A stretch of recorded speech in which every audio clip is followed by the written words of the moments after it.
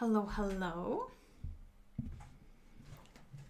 Welcome to another live stream all about confident watercolor painting, fearless watercolor painting, and just having fun painting, learning, and also getting into the rhythm, the flow of painting. And today is our fourth episode. And let me just check. Let me check in with the chat. And something is. I think on Facebook there's some issue streaming for some reason, but there's always something with technology. No matter how much you test it, and it worked before, for some reason it's like I don't know what's happening. But maybe it's. Let me check here. Very strange. How is everyone doing today? I know it's during the week, and not everyone can join us because you're all in different time zones. But yeah, let me see here.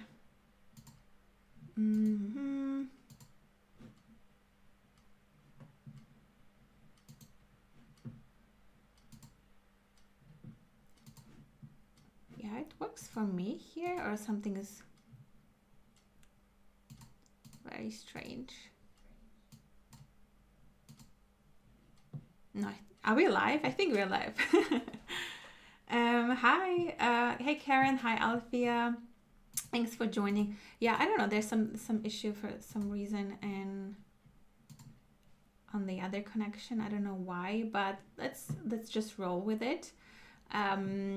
And I'll just upload it later to, or actually let me grab this here. Just sometimes like I say in watercolor, just need to go with the flow and just adapt to whatever is happening. So I'll just add join me on YouTube here. In the meantime, you can all prepare if you want to paint along, make sure to grab your supply, set up your desk, and we can start painting and playing together.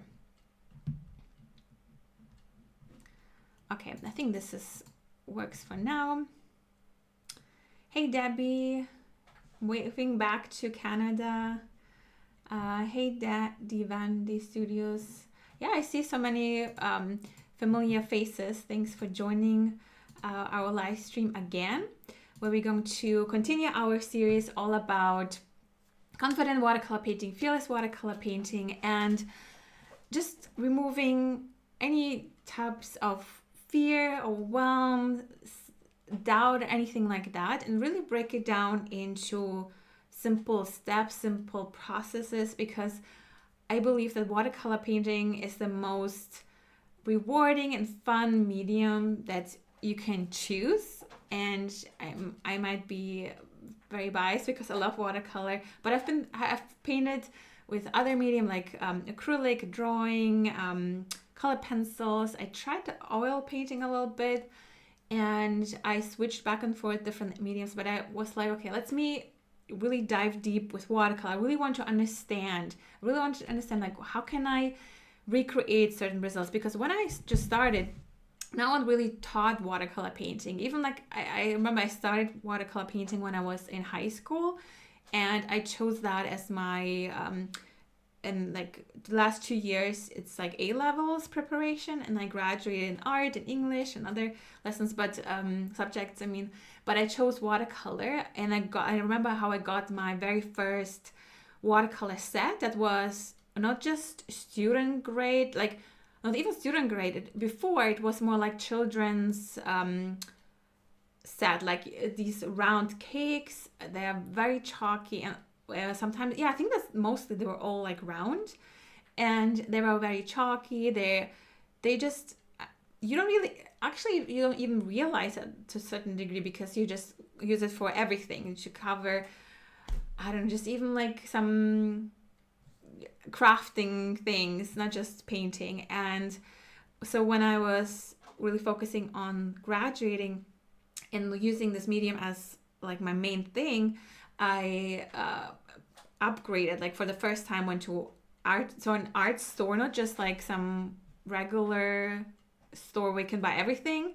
I actually to an art store and bought my very first high quality watercolor set, and I was just hooked. Now, I also got brushes that someone in the shop recommended as a beginner in watercolor, and I got them, but they were terrible. So that's why whenever I teach watercolor painting, I always teach from my own experience and my lessons and my quote unquote failures, because the tools that you choose are one of the most important things, because they can either make you fall in love with watercolor or start hating it.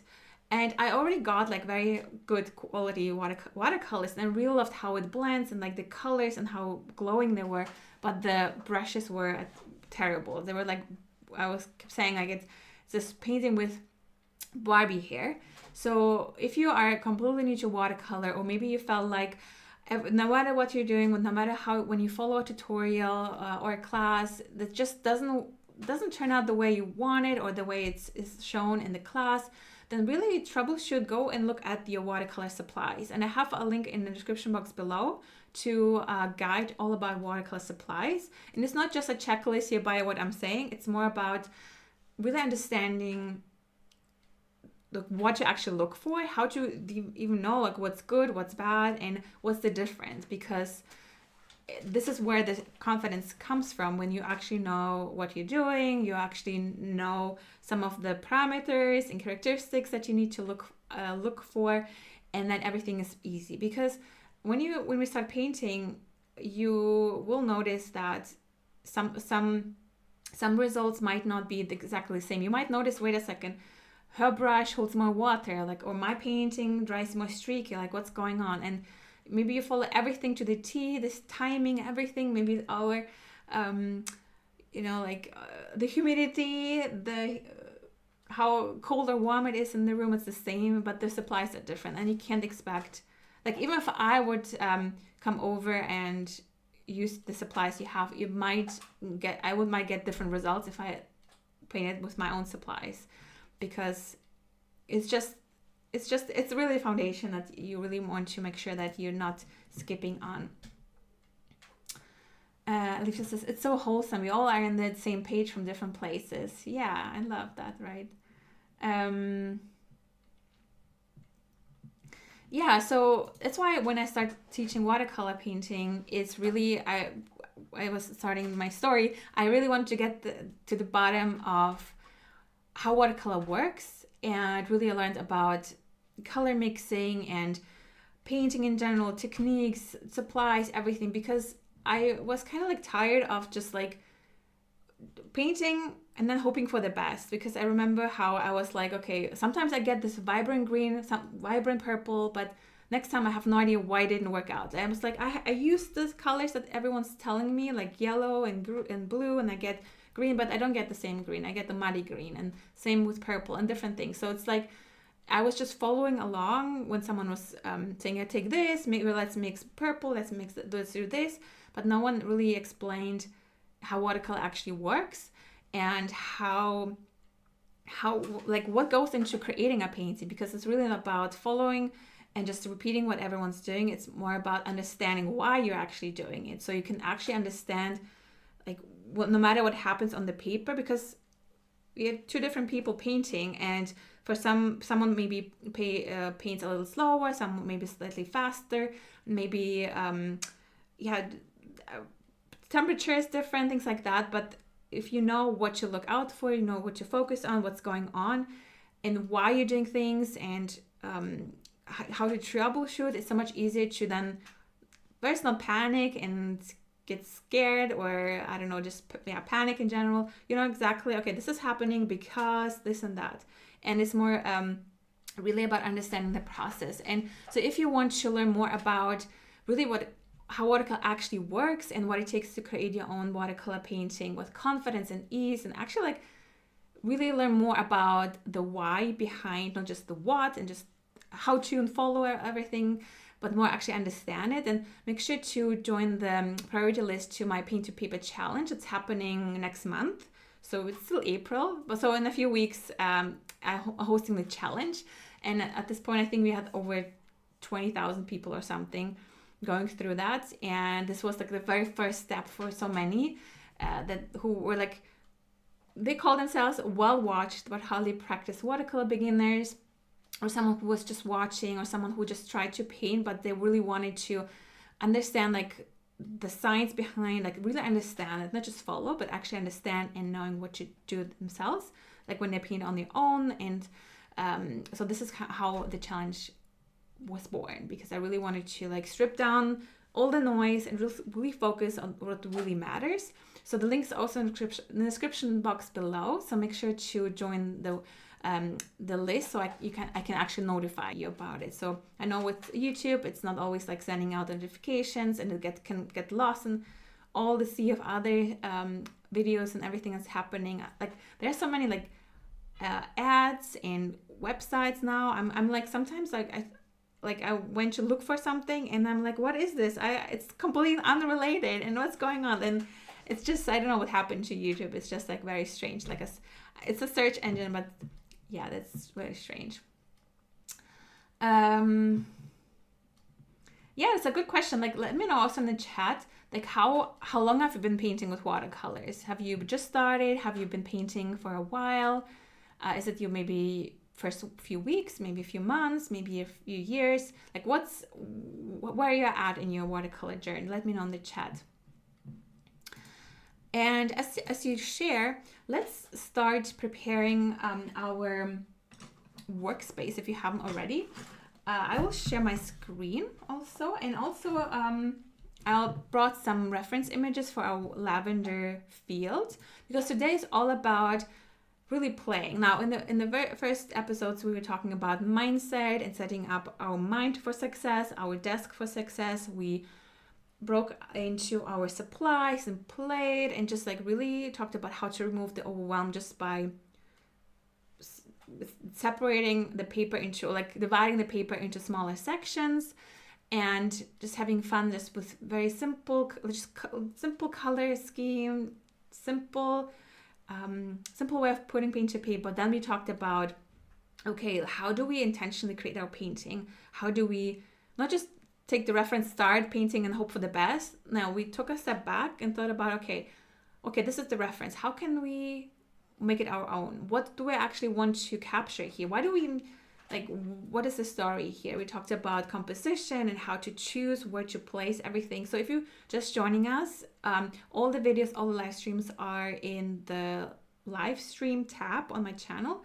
So you can rewatch and catch up. It's not that you don't necessarily need to catch up. You can always choose whatever speaks to you in that moment, but just wanted to create like a nice series that is like, you can follow along if you can follow along, but it's not, you don't need to keep up or like, watch every single episode, and if not, you're totally lost or something. Julie says, I have been having the same problems with unrelated sites. Yeah, I know. It's like what is this? And it's just so cluttered now. I don't know. I'm much less active on YouTube, just by like it's just like very strange now. So if I want to look for something, I go straight to somewhere. So it's, as a search engine, it's very difficult now. 2 or 3 weeks. I'm 19. I remember painting since 6 or 7 years old. I'm not a professional artist. Hey Kathy, nice to see you again. Been painting for 5 years, thanks to you. Yeah, Kathy is like, I remember.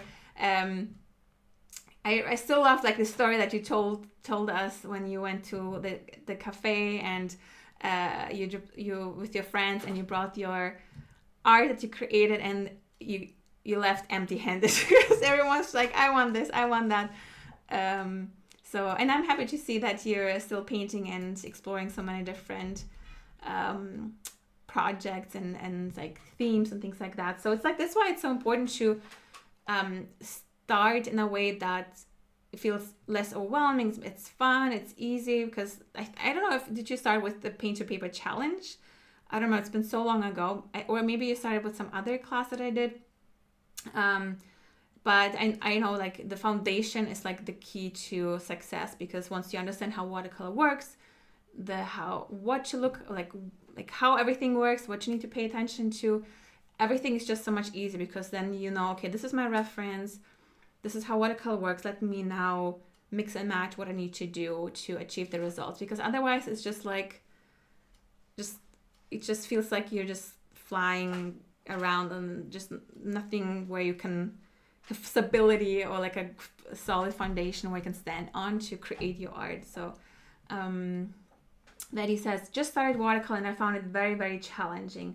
Yeah, so maybe the paint to paper challenge will be exactly what you need, because this is where we really go back to the foundation of like what actually matters and how watercolor works. Because a lot of people who join the challenge, I noticed that they're using it incorrectly.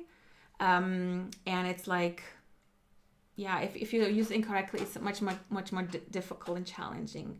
It's more like a collaboration and a partnership, not so much like forcing it to be something. So the challenge is all about that.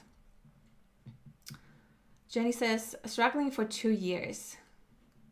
Yeah, so everyone who was saying, I'm struggling with watercolors, I really want to learn it, and because like you're still here, you're trying, you're giving your best, so you obviously it's something that you really want to learn and master, and just less, because I know like sometimes you want to like, okay, I want to finally enjoy it, I want to finally like be at the point where I'm enjoying the painting process and not be frustrated.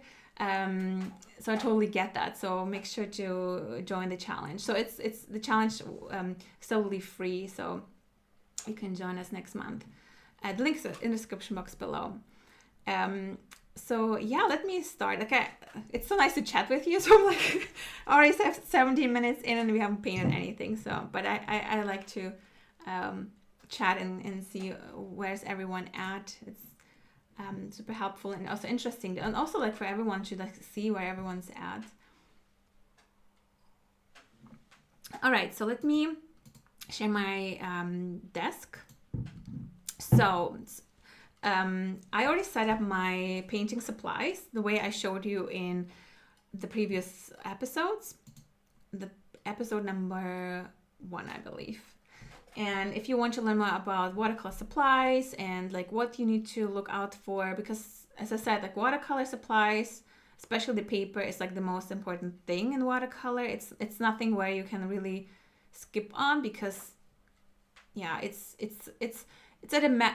not that demanding. Demanding sounds negative, but it's more like a medium that requires the best support to really shine. And if you give it like the worst paper that you can find, the worst brushes, then it's like, yeah, it's you won't experience the magic. So I have my 2 jars of water, I have my watercolor palette, and also when you sign up for the guide all about supplies, I'll also give you more resources on like how to set up your supplies, or even like how to look into if you have good supplies or not. So you don't have to like buy new stuff, just like kind of like declutter what you already have. I also have my mixing well here. I have my paper. So I told you in the previous episode, I have all the liquids, all the paints on the one side, and then my drink or whatever I have, it's on the left side. So it's like I've painted with the right hand, so my drink is on the left. And also it helps to keep everything in one place, because I started painting, everything was kind of like everywhere. And then when you paint and you have like your paint here, paint here, paper here, water is there, then it's more like you don't want to like kind of like drag it all over your paper and then drops happening, and then you have in water, like you don't want random drops when you don't want them to be. Navi says, I think 1 year, but my progress is very slow. Yeah, so definitely join us for the challenge, because if you focus on the key elements, the progress will be like you skyrocket, because it's like you don't want to do the same thing and hoping for a different result. So you really want to make sure you focus on the right things. Otherwise, yeah, it's just like going in circles kind of. All right, so for the paper, I have my Sanders Waterford, and this is high white, because I usually use the regular natural colored version, but it's also nice. Like it's just more white than the other one. The other one's more yellowish. And for this, you don't necessarily need to use high quality paper, but when you work on a painting, or you want to, for example, once you have a reference, you want to paint something, I would, even like the practice piece, I would use the paper that you want to use for your actual painting, because if you use cheap paper, for example, and practice on that, and then you switch to your real good paper for the masterpiece, that's the fun, this is it, the painting, it will be different. Like it feels different, the paper might behave differently, so you kind of like want to have, like like in rehearsal, like you wear the, like maybe not in the beginning, but you have your rehearsal in the costume and the shoes and everything, so you actually feel like how it is.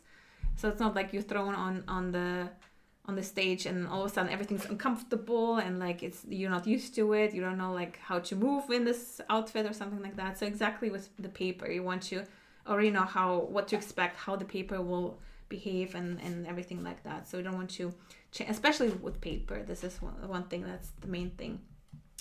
And I will also, as I mentioned in the previous episode, I will also divide the paper in sections, so we can focus on different elements without, like, if you start this whole area, it's too much space. Like for practice, we don't need so much space. So I just use my tape. I got just regular artist tape. And I divide it somewhere in the center. You can, depending on how large the paper is, you might not need to divide it like multiple times. Maybe your paper is smaller than that. And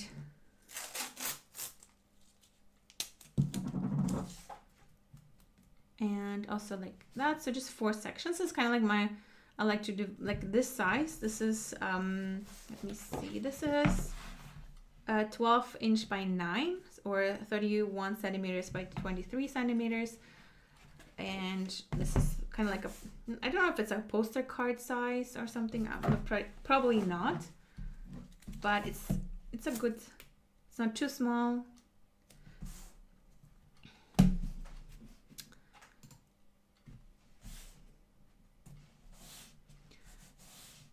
And my color palettes, you mean the colors? I have a whole video on all the colors I have, and also when you download the free guide, I also send a video about how to set it up and how I actually created that. So I follow like a color wheel here, because it's easier for me to, I'm not really thinking about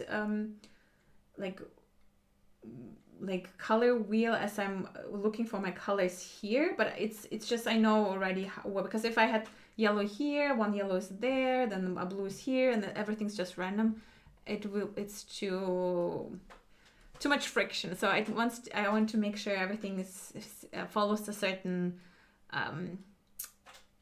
certain flow, so it's easier for me, because if it's like yellow, orange, so I follow yellow, then orange, reds, blues, greens, and then go back to yellow. I also have brown, which is like here at the bottom part here, but it's here my greens. I have my blues, my reds, my yellow, oranges, yellow, and these are mostly Schminke watercolors. Rembrandt is probably also here, Daniel Smith. So as long as they're good quality, you can pretty much use anything.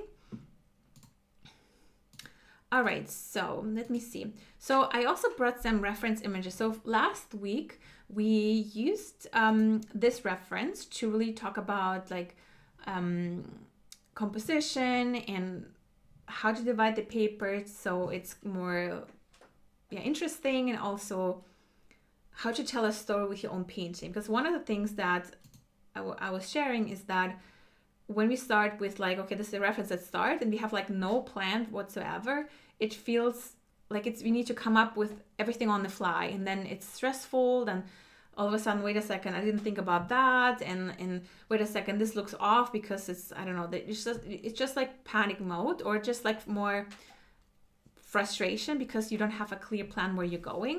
So last week we talked about the like where to place it and why, and really treat it as a story, like a creative process of what do we want to capture here, what do we want to say with our painting.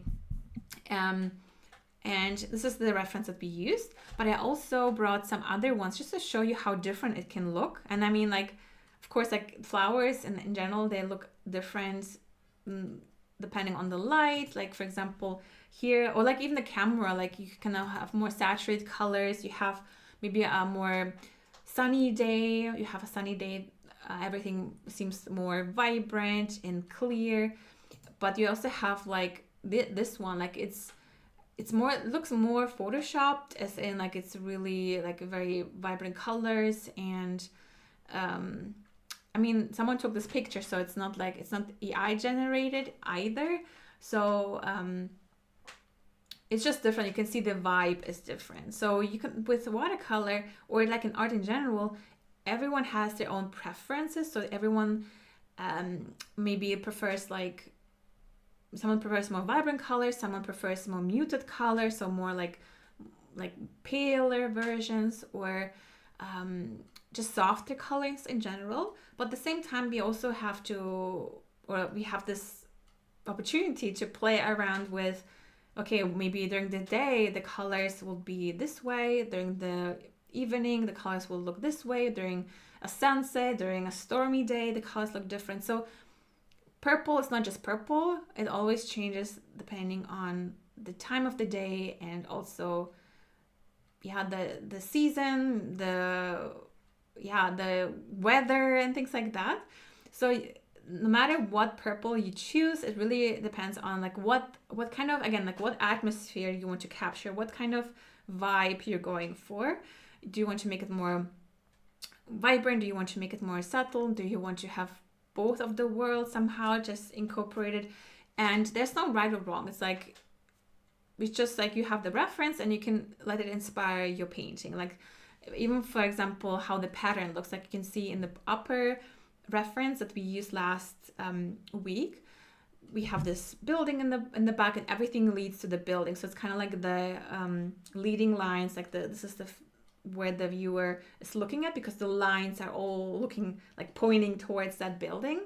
On the right, there's like more just trees. We have like these rows lead to the right, and the clouds go to the right also, like they disappear in the distance, and there's some trees in there. And on the left is where we have the blue sky. It's more like we only see the lushness of the grass, of the flowers, lavender field. So it's all lavender. It's just different colors, different composition, and just different focal point. And also, like, this is just a reference. I didn't edit them anyhow. I didn't adjust them or anything like that. You can see how the unedited versions that I got, you see the horizon line is like in the center. And last week we talked about how this kind of can look a little off, like it divides the whole landscape in half, or the paper in half, so it can look off. The photographer chose it this way, so they like the way this is. But again, like with reference, you can tweak it to your liking and to your imagination, to your way of telling the story. So for this practice today, we're not focusing too much on like composition per se. We're not so much like making everything perfect and just copying something or just aiming for something specific. It's more about play and just like getting to experience watercolor in its magic, in a fun way. So that's why I divided the paper in my quarters, in the 4 sections. And for the reference, I don't think we need necessarily the references. We could have them as like some on the kind of like, we don't even have space for it on the screen. There's too much going on. I don't want it to be too distracting, but we can have them as like, I like to have them as in the corner of my eye, kind of where you can look at it from far away, which is also nice when you have a reference. Sometimes looking at it like in a smaller scale, it helps to just focus on the main thing, not just, okay, I see every single flower and then now I'm painting every single flower. Like looking back, you can see more patchiness and more blobs, and then this is much easier to paint with watercolors, because if you zoom in and see every single, like if we take this one and zoom in, like it's so easy to start painting every single blade, every single element. But when we zoom out and make it again small, it's easier to just see, okay, the main thing. So we can see the clusters of these flowers, the lushness, and yeah, just the main thing, like simplifying it, because when it comes to painting, it's so easy to get caught up in all the details. So this is a great way to avoid that, just like making the painting smaller or the reference smaller and just focusing on the main like appearance, kind of like, so just like the big idea. And let's start with just preparing the colors, because colors, like I said, like it depends on the day, how the sky looks and weather and everything in general. But we can play around with purples first, and then we can use that to just practice or just like play with how do we capture the texture, the lushness in a fun way. All right, so let's start with mixing the colors. So I also use this paper, like you don't have to use your painting paper for swatching. I just want to have everything here in one place. For mixing, I like to use a synthetic brush because, for example, my main brush that I'm using to paint is this Da Vinci MXB brush, and also sometimes this silver velvet brush, number 8. This is number 2, this is number 8. You can see the different series have different sizes, so they're not standardized or anything like that. But if I need a little bit of paint and I'll use this brush, it just soaks up everything. I won't have anything to mix with because everything is in the brush. So I like to use synthetic brush, and this is a Princeton Neptune brush. And if I know I need a lot of paint and a lot of water, I will use a bigger brush. But for this purpose, I will just use my smaller brush, my synthetic brush, because it doesn't soak up so much water and paint and yeah, it's just, I will have actually some paint in my mixing well.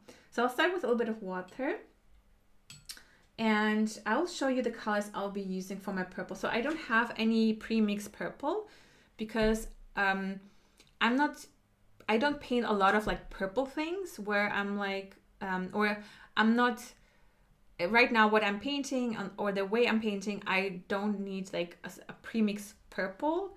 I like to mix it myself, and I usually just get the color pre-mixed when I know, okay, I need this a lot as my starting point. Like I need, like for example with greens, like if you paint landscapes, for example, and you have, you want to paint grass, then you having a green, like a pre-mixed version, it's like, it removes all the like pre-mix, like mixing and preparing. You already have a starting point. So all these colors are for me just starting points, and then I tweak them. I never really use the colors straight from the pan just like that. I always tweak them into like slightly more yellowish, slightly more bluish, greenish, whatever.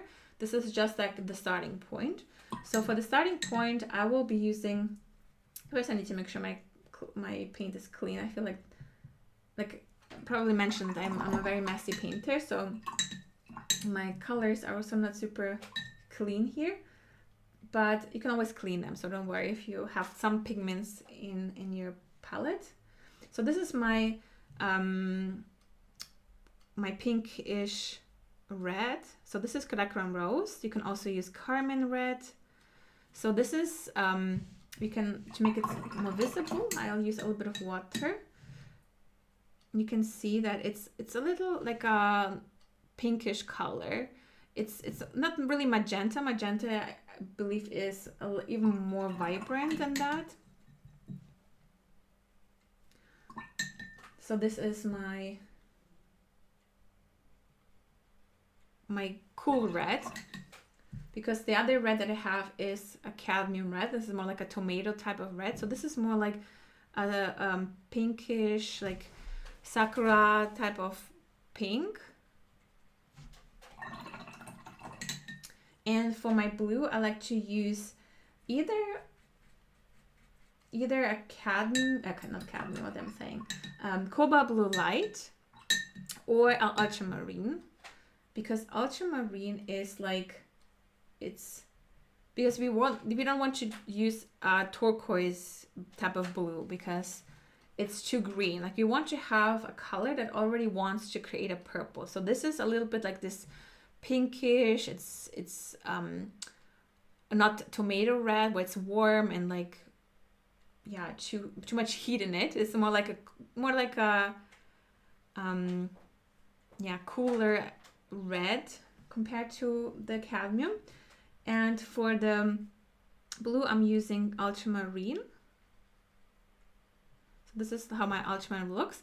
Like I said, you can also use cobalt blue, for example, or maybe you have some other type of, maybe phthalo blue, like, I don't know exactly. I think in Winsor Newton has like the separation between them. I'm not quite sure. So this is the warmer blue compared to, for example, Prussian blue or something like that. So again, if I use a little bit of water, you'll see. Actually, why am I added water to my well and I completely forgot about it. Oh well, I will still use it. So you can see how this looks. So it's like neutral. You can also say it's like a neutral blue. It's like not too red, not too green or something like that. But like, I actually also have a guide on color mixing. So it's linked in the description box below if you want to learn more about color mixing. Like why choose those? Because when we choose, let's say, I'll use this well that I created here. I'll add a little bit of my red that I chose here.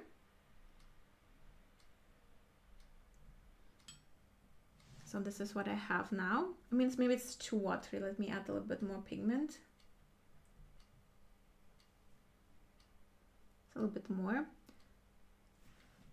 Now, if I add a little bit of blue to it, so ultramarine, for example, that I chose here, I dip just the tip of my brush into it.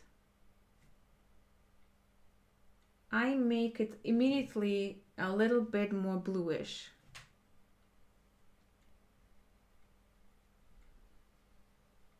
So that's why you have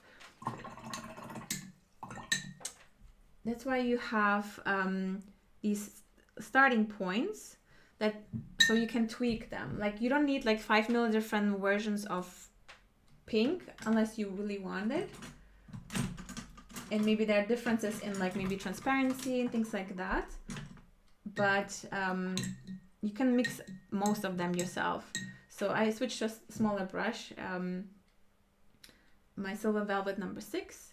And I'll add again a little bit more blue to it. And it's again slightly more bluish. Again, a little bit more blue.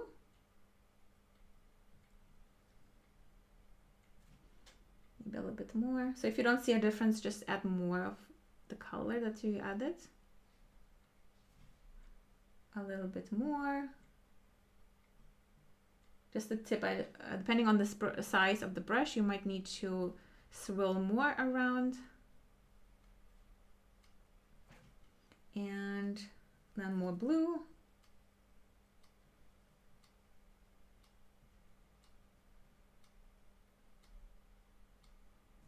And you have already like a nice bluish purple. And all the difference is that one purple has more red in it, the other one has more blue in it. So you have either a bluish purple or a more reddish purple. And you can see it's already, we have like a variety of colors that you can see in the reference, and from there you can even like make them more watery, more transparent. So in this case, for example, we can even I will transfer some of that in my other well. So I have a second puddle here, and I add a little bit more of blue to it. Maybe actually a little bit more of that here. A little bit more water, because if you remove some of the paint, you already get, and you add more and more paint, you have more paint and water, and then the color gets darker. So again, a bit more blue to it. And you can see that we can go all the way to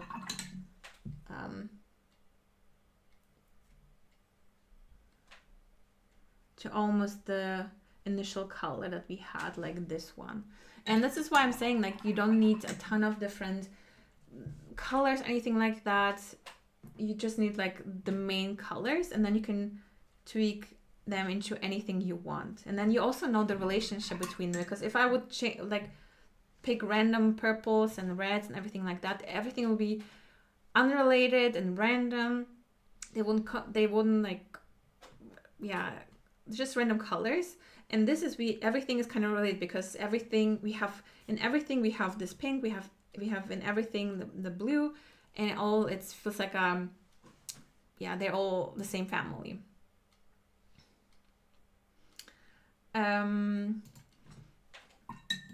Do you have any questions so far? Let me see the chat. No, I'm not drawing digitally. Okay, and then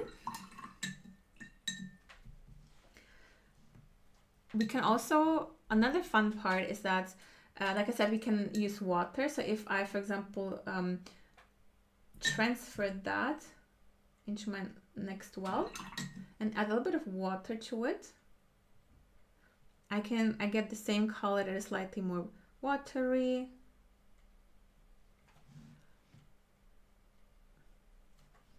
And the same with the other color. I can transfer a little bit. So if you have too much paint, you can always transfer it in your next well. That's why it's good to have a well that, or a mixing palette that you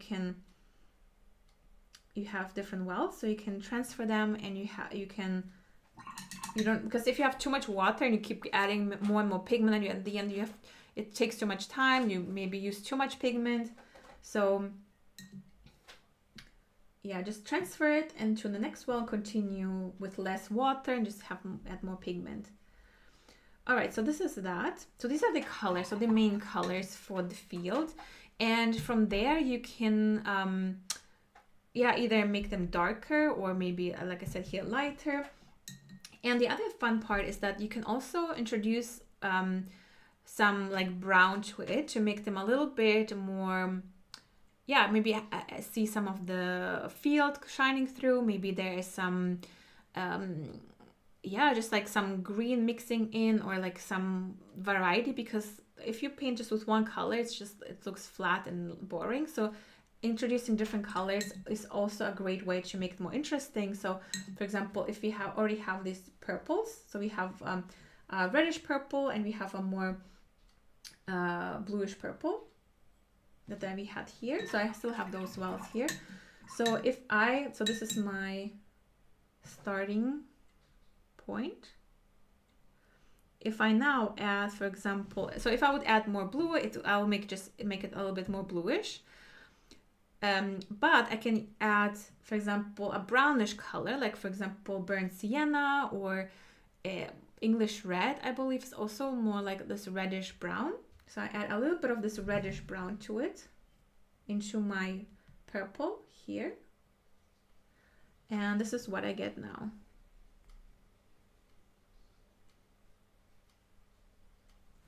So it's like almost like a golden purple, like it feels like there is some sun in the color. I mean, when it dries, it will look a little bit paler, but like it's just so fascinating to me, like watercolor, or color mixing, because we only have like 3 colors now that we use in water, and then we already have 5 million different colors almost, well, plus minus, but you know what I mean. Like it's so fun to just create so many different versions, and also because it's a limited palette, we know how to tweak them. So we just introduce more of that color to tweak it more to blue or to red by adding more red. And here with a reddish brown, we just make the purple slightly more brownish. So this is the other, well, this is a more bluish purple. It just has more purple and more blue in it. And then I do the same. So I first clean my brush a little bit, remove excess moisture so I don't reintroduce too much water, and then add a little bit of my reddish brown to it. And this is what I get. It's also like a little bit more brownish and slightly, it's still purple, but it's slightly more like grayish, a little bit more brownish also.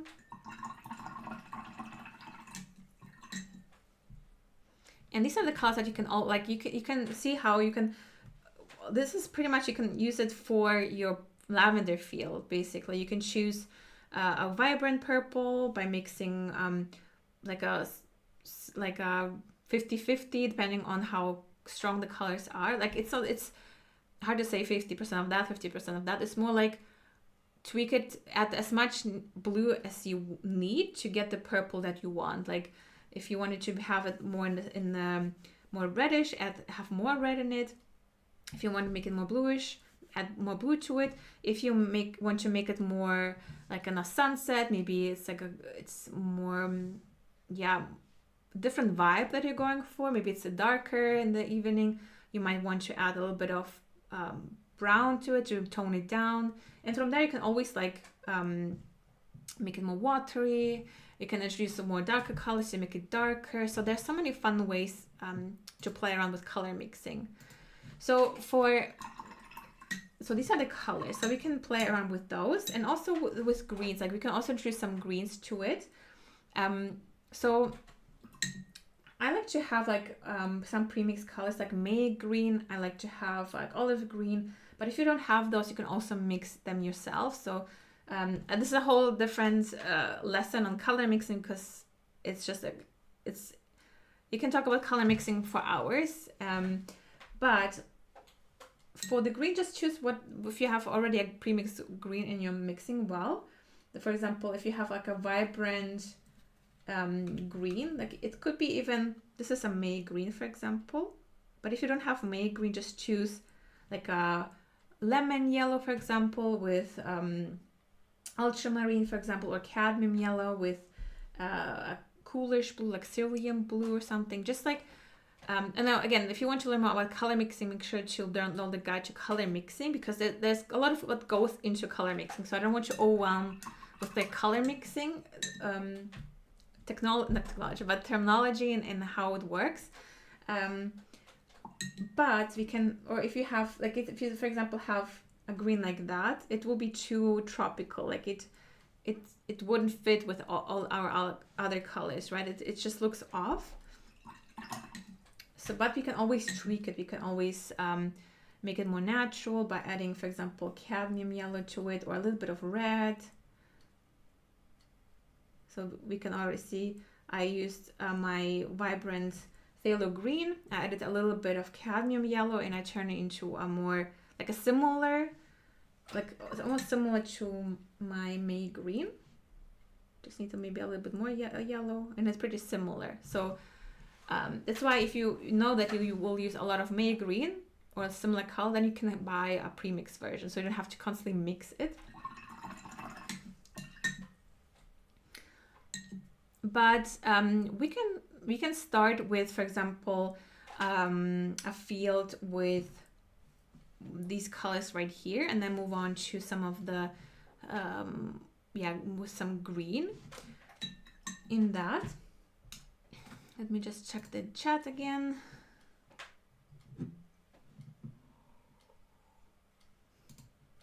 All right, so for the practice piece, I want to share, like, start with some brush exercises just to have a little bit of fun with like how to capture, yeah, the feel or the texture in a simple way. So what you can do is, let me start with a little bit of water first. So let's prepare the color first. So I will, for the base, I will use something like somewhere here. So it was, I believe, so I start with a vibrant mix. So this will be, again, my pink, so my Korean rose, or like a carmine red, like magenta. You can use any like rosé color. And then I will add a little bit of, with the same brush, none of that cleaning, I'll use some ultramarine. So this was my ultramarine. And I tweak it so it's like more reddish than blue. So this means I need to have more red in it. Also add a little bit more water. And this might be too watery, so I need to add more pigment back. So more red and then more blue.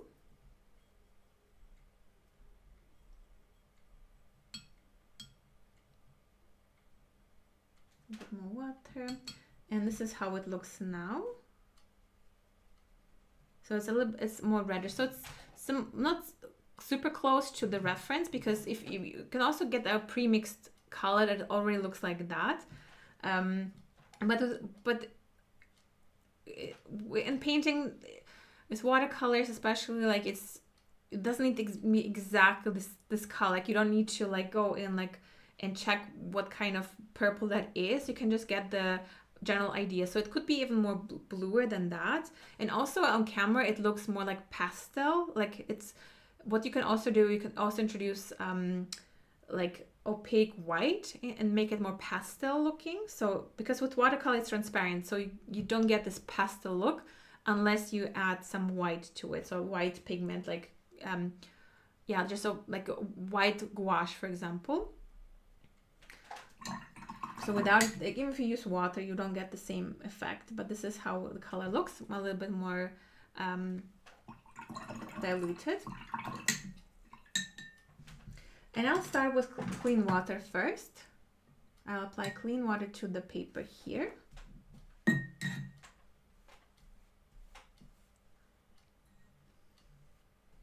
And also place a tape underneath my paper. So this is the roll I used to tape the paper. Also remove this on top. I feel like this is a little too much going on the screen.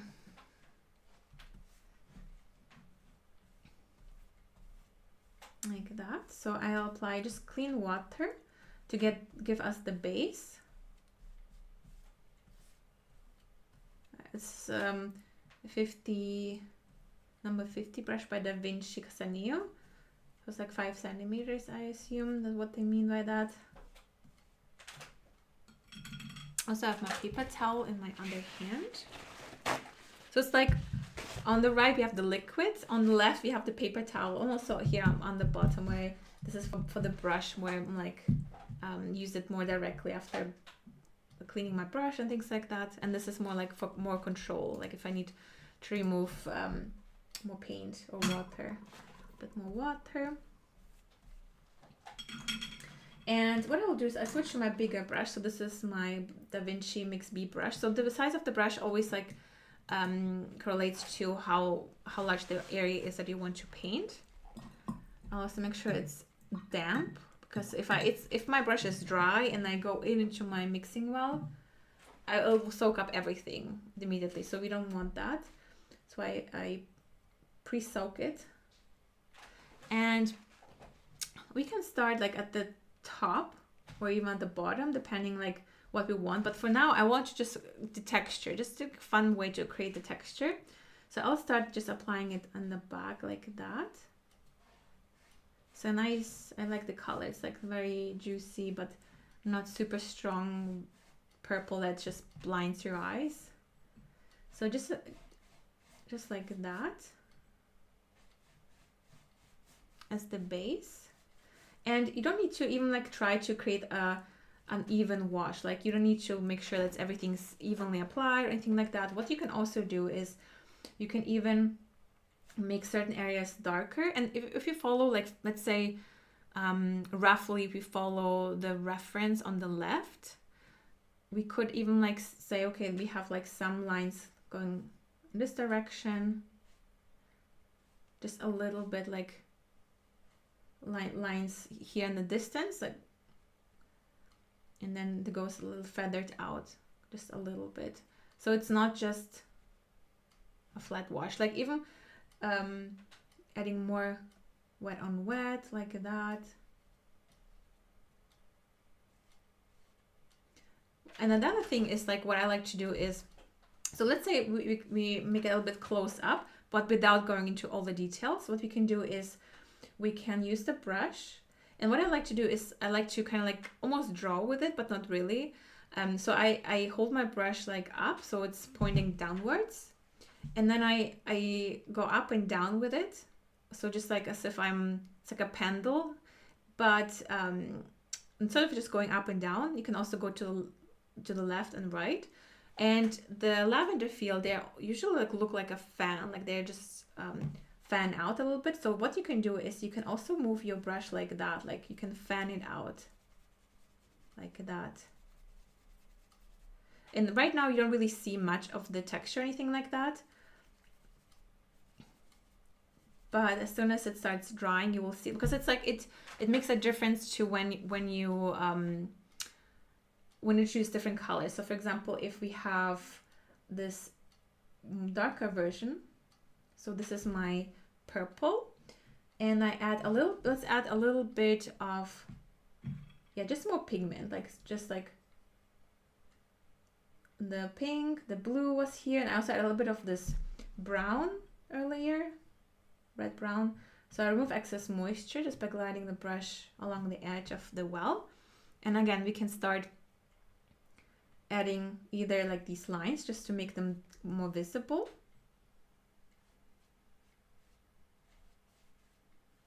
And on top of that, we can introduce some of these like zigzag wiggly lines. Make sure that your paint is not too watery.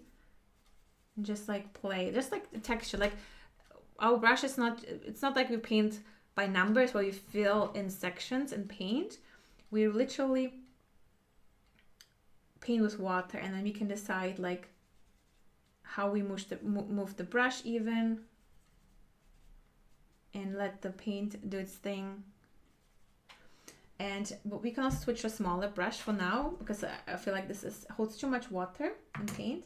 So I'll switch to number 6 silver velvet brush. I also add more pigment to my well. So this is the same colors. Like, this is why when we use the same colors, we don't create muddiness or anything like that. Everything kind of correlates. It's all one family. And we just tweak one that's a little bit more blue or red, more brown, dark, by adding more pigment. Again, I'm adding more of these lines because it disappears, because it's too watery. And then we can add, again, more texture.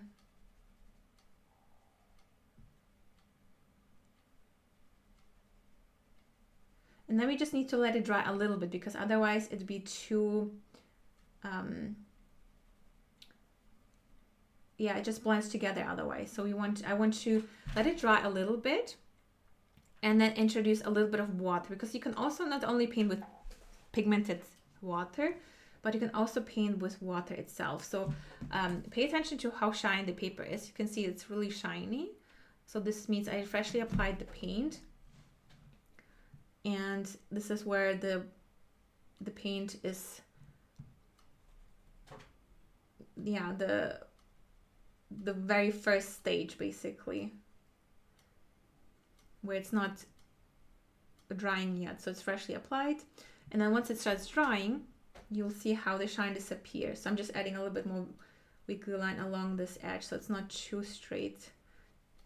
So a little bit more. that.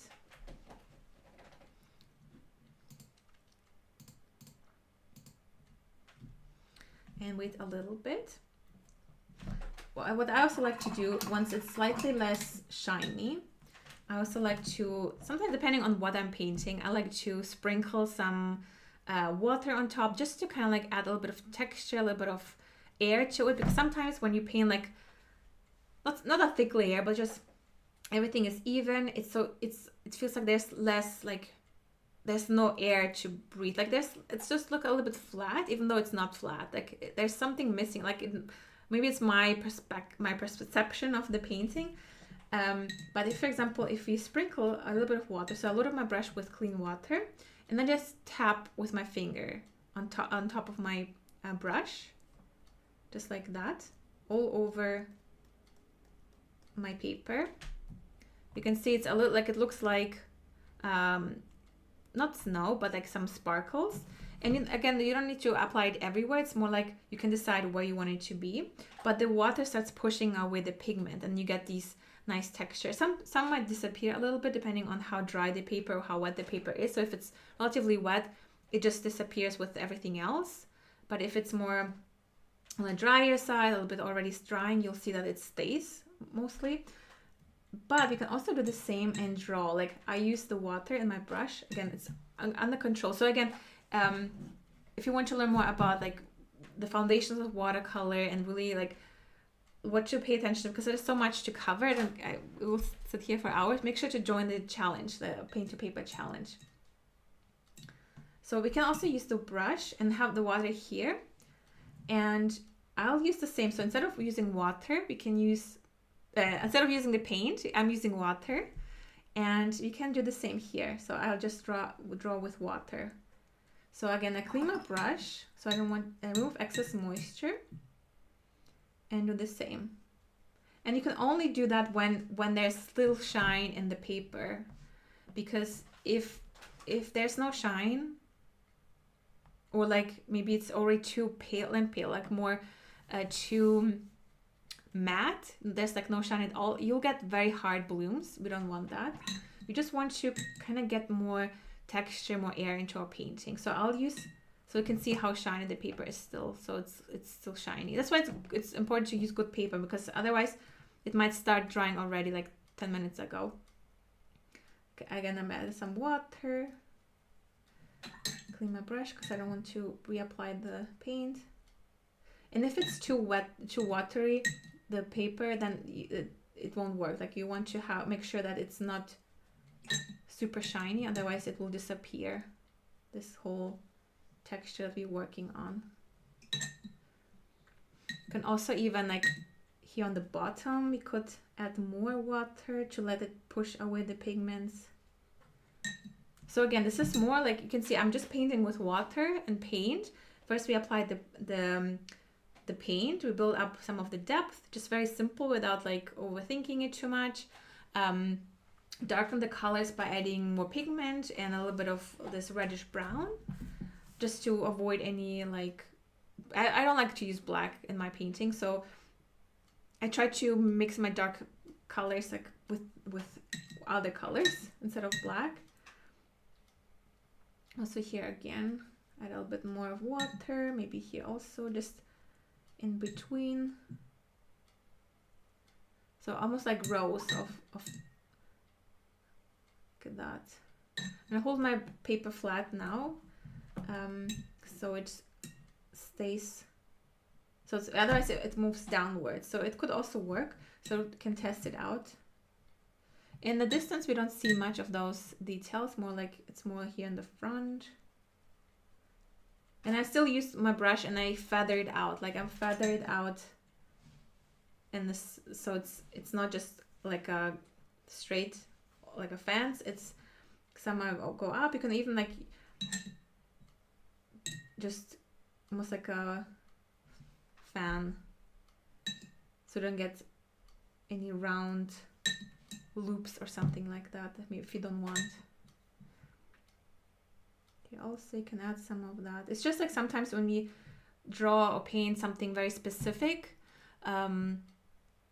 it's so easy to start paint, like for example grass. Like if you paint grass, it's so easy to start painting every single blade of grass instead of the appearance of like the lushness of the texture, the thickness. Start adding like every single blade, and then it loses the feeling of the grass. Like it loses a little bit of that lushness, I guess. Also a little bit more sparkles here, and if you want, you can also maybe add some more darker paint in between if you lost some of it, like again dabbing it in between. And again, if you have any troubles with, like maybe it starts to be blotchy, maybe it starts to be like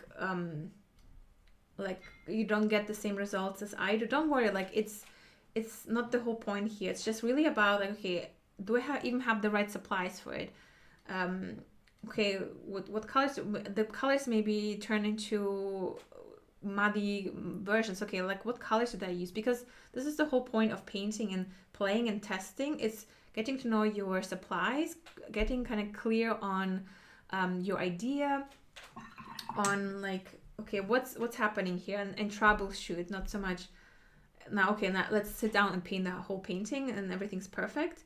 Nothing is perfect immediately and ever. Like even like if you have everything figured out and you paint, it won't be perfect. But this is not the whole point. Like the whole point is to play, experiment, to learn, and have fun.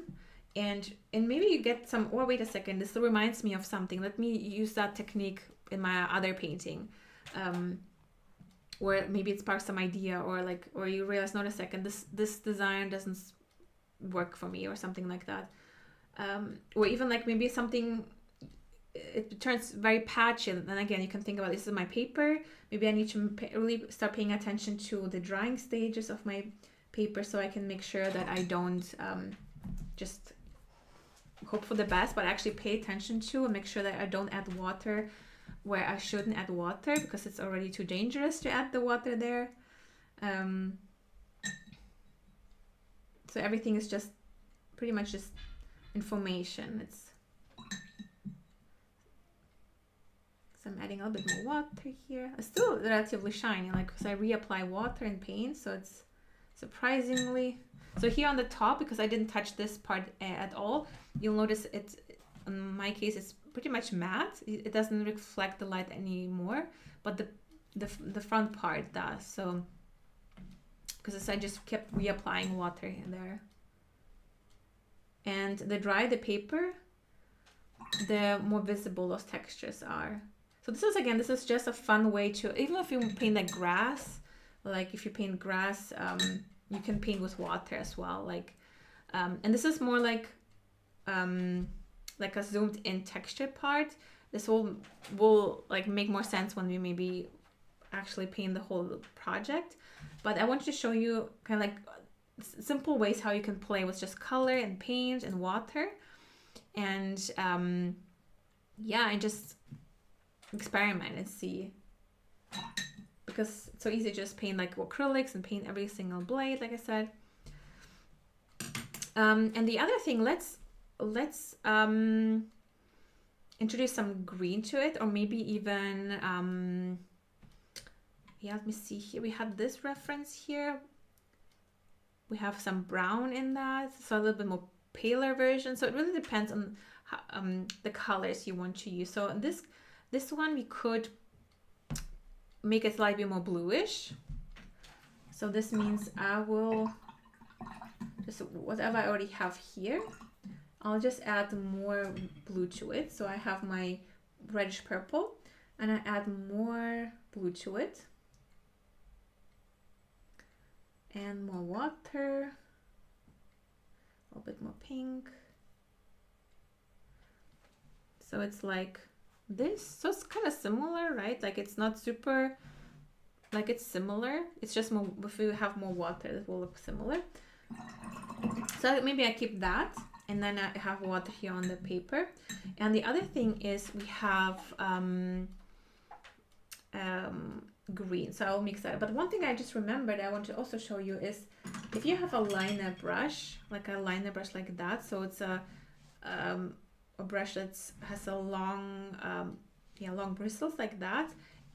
It's not like, you know, like this. It's like one length. It's all the way, and it's great for painting like lines and things like that. So what you can also do is use that to draw like more precise lines, even though they're not super precise, because rounder brushes like these, they just hold more water, and then it might release too much at once. So you might want to like experiment. Maybe you want to look into like a liner brush to have a little bit more, yeah, just like smaller lines. Or even like dark paint, like you can, some of the leftover pigments, you can add more of those darker lines back. Like if you lost some of that, you can reintroduce some single random blades here and there.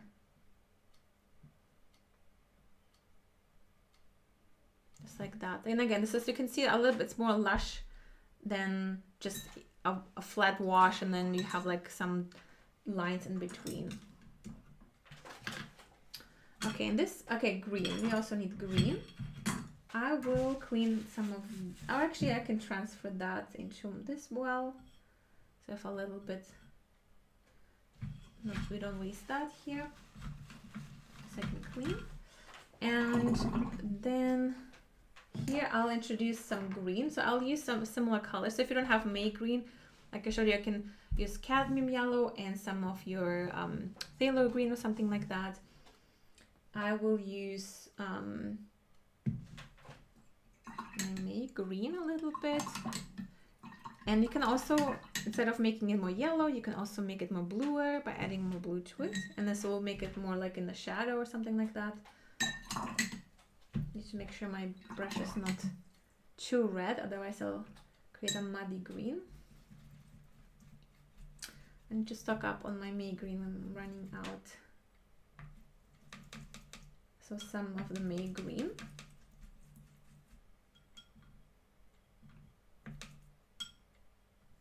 And then to make it, for example, to make it more less vibrant, we can also add a little bit of ultramarine. Again, ultramarine we have in our family here. Add a little bit of ultramarine to it, and we immediately have a darker version of that May green.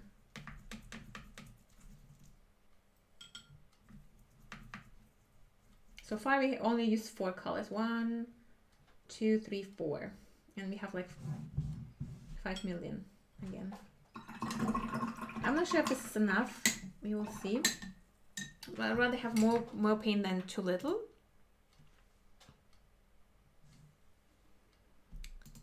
Hello everyone who's joining us. Nice to see you. Again, I'll start with some water first. So we don't paint wet on dry, but wet on wet, and will give us more opportunities to play with the paint.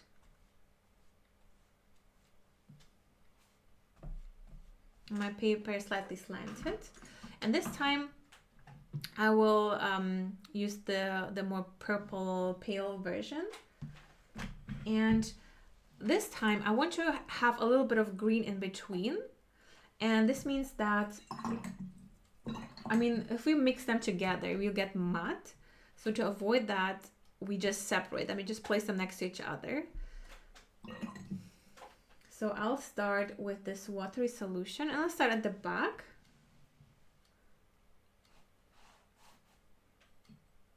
So that's nice, like I like this lavender color. Like it's just like this one on the right looks like it's in a sunset, it's darker. This is more like during the day, it's a blue sky. And here we can again just add the purple where we want the purple field to be. So I slightly follow the reference, just slightly.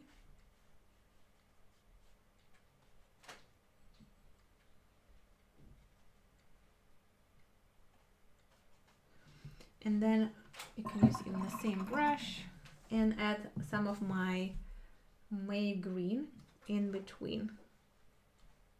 And if they mix together a little bit, this is also fine. Like, don't worry. Because it's not like we have vibrant green and perfect green and everything like that in our painting. Because everything is it blends together anyway. But you can see that it's really pale and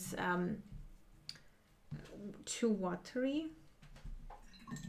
And I need to build up now a little bit of depth. So I'll switch to a smaller brush because my other brush is too large. So this is a number 8 now, a Silver Velvet. I'll add more pigment to my mixing well. And again, we can add this more pink. This is too like that. Again, you can even like here, you can introduce some of that wiggly lines that we had earlier.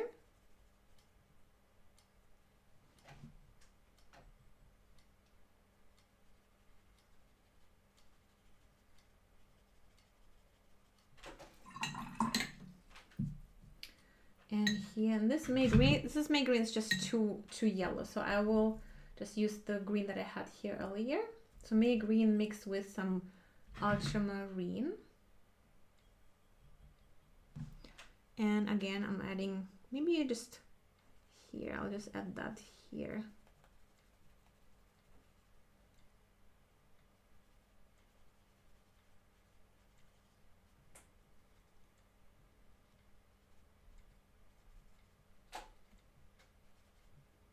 And maybe here's a little bit of green, because like the point is sometimes there's like this mix between, like there's lots of colors bouncing off and overlapping, so there's sometimes older, like maybe dry areas of grass and something like that, so it doesn't have to be always like super vibrant. Here in this case, I feel like I have too much watery paint, so I'll add a little bit more, transfer some of the pigment. And again, I go in and reintroduce some of that. So again, I don't want to have too much green. I feel like I have added too much, so I can blend that with the rest a little bit. And here also. So I'm painting over it a little bit.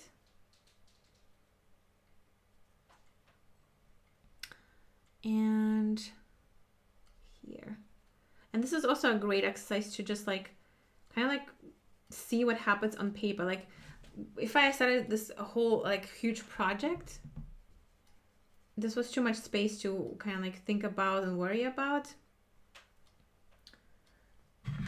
Again, I'm going in with a little bit of more blue to my green. So I want to introduce a little bit of a darker green. This is already too blue, not the right color.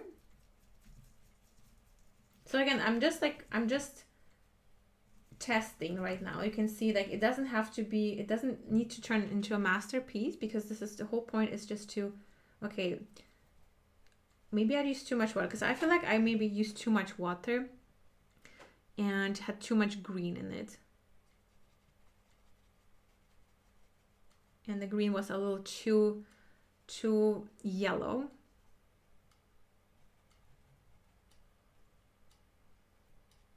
Now I'm kind of like blocking in the colors a little bit more.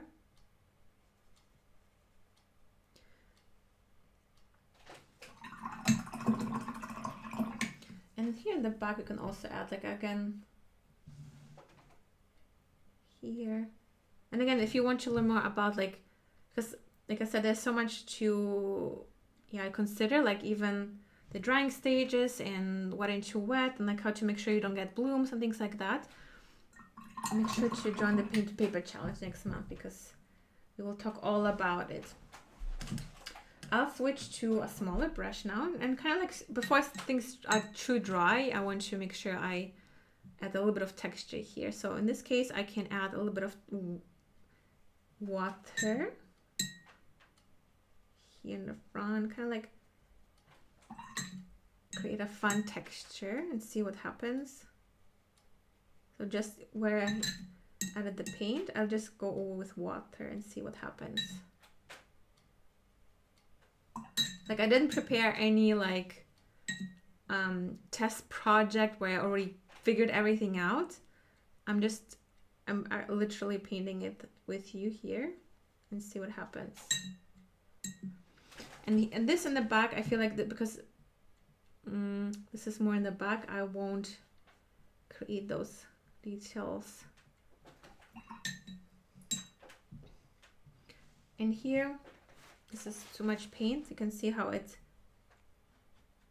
gathers here. And just pick it up. I also don't like how this kind of like is random. Like the paint doesn't blend as well as I wanted. So I just let it blend it out a little bit. You can also lift off the paint. Like you can reveal a little bit of like rose in the back by lifting off some of the paint.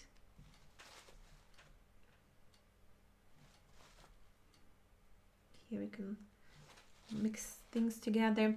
I think I also want to maybe with some watery paint, you can also add some watery paint here and see what happens.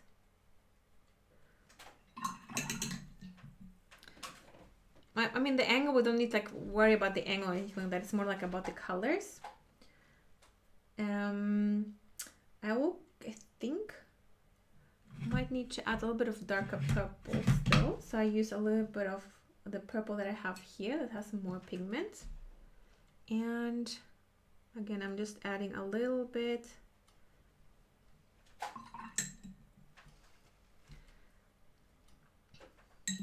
Once this dries a little bit, we can add more water. You can also add like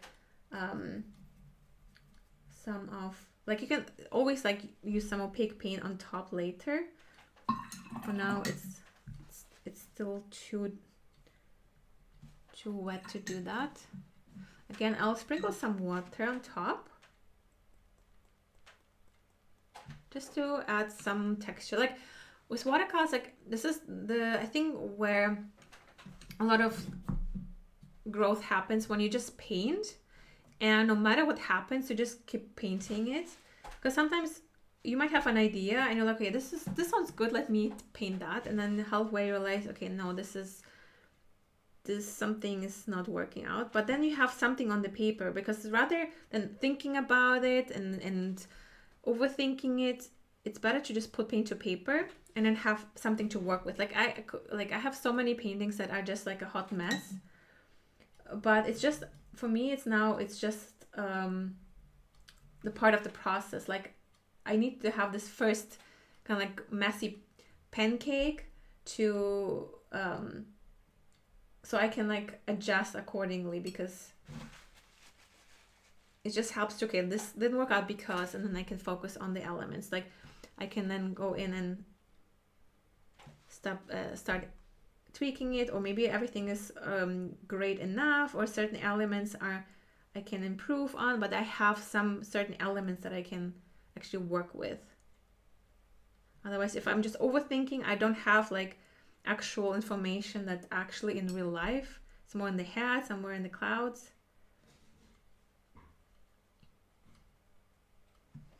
So now you can really kind of like play, like I said, this is, you can see it's more like a lush version.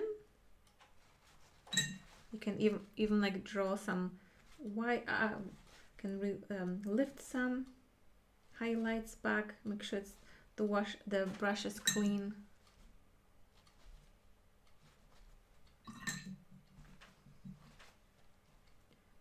Also, you can add some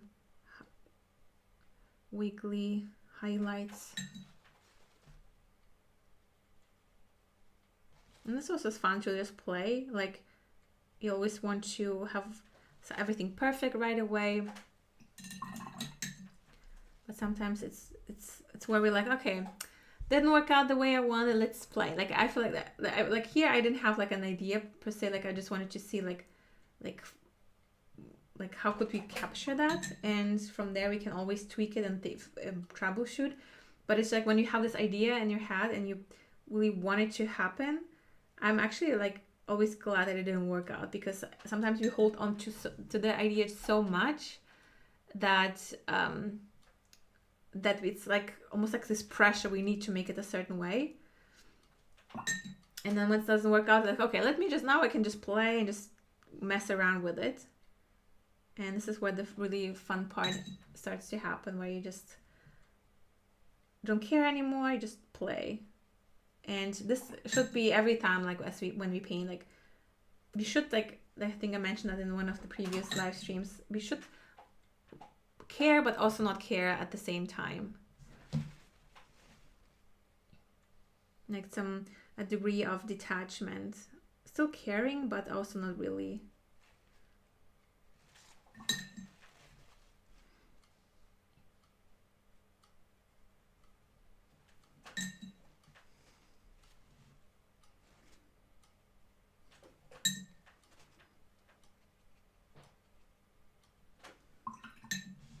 And I kind of like this kind of messy, just the texture. And it's like, it's hard to almost like recreate because we just go with the flow here, or I go with the flow here.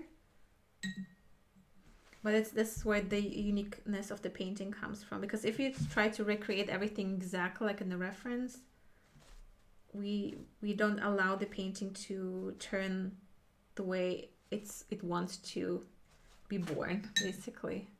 You can even add some water here, maybe let the water push away some pigments in a round shape.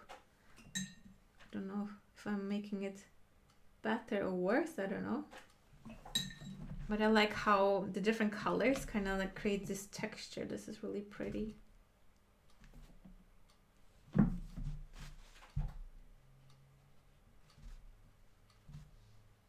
And you can always like come back with like maybe some white opaque paint and then add some just highlights here and there in a fun way. Maybe I have, let me grab, I don't know, I don't have it on the table, 1 second. So I have this white gouache. This is opaque white, and we can introduce a little bit of that, just a little bit. We don't turn it into a gouache painting. You can also use that a little bit and sprinkle it over. To add some magic to it. You can also add some white this way. Some magical elements.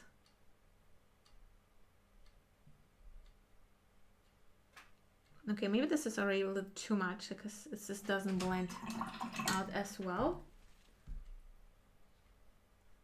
But what we can do is we can mix this white, like as mentioned earlier, we can mix the white opaque paint into our colors.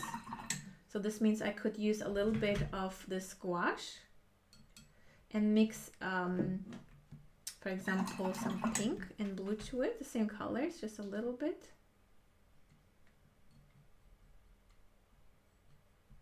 Okay, so I can add opaque paint into my into my mixing or like into my colors. So I can see it's a little bit of this more opaque lavender color.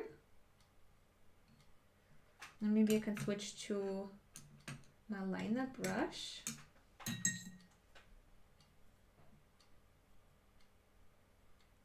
Can also sprinkle some of that.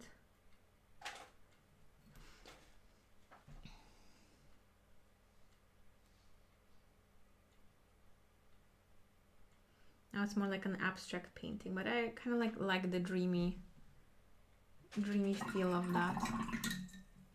I think maybe there's a little bit too much green. If I would have like added, I don't know if it's already too late, probably, but maybe I can break it apart a little bit with some of the purple.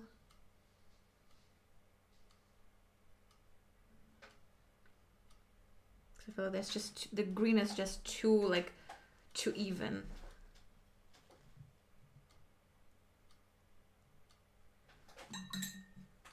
And then with the other one, so now I'm just playing at this point, so I'm no idea how it will turn out. I'm just playing, and can add some dots like that. And depending on how much pigment you get, like I would wait a little bit for it to dry, otherwise everything just blends too much. I will still maybe introduce some darker paint here on the bottom. Need to pick up some of it here.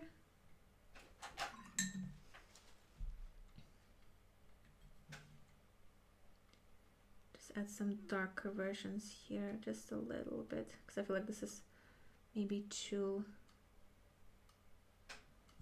Maybe some green also, just a little more green, darker green. I added water earlier, but it might have been too much. And you can play as long as it's kind of like there's still moisture. The drier it gets, the more we can get more of these blooms, which we might not want too much of. But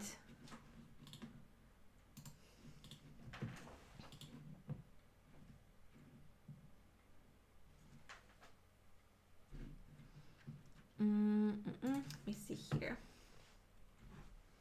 Yeah, the sky, this was like a whole different, like the reference that I started with was actually this one.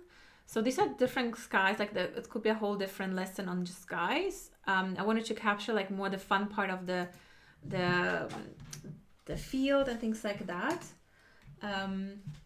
But yeah, maybe for this other reference, like it's yeah, we will keep it very simple for the actual painting. So that next week we'll actually paint the whole painting with the sky and also the field. This is more like showing you fun ways how you can capture it, because like I said in the beginning, sometimes it's so easy to just look at the reference, start painting every single detail and get caught up in that and paint every single blade.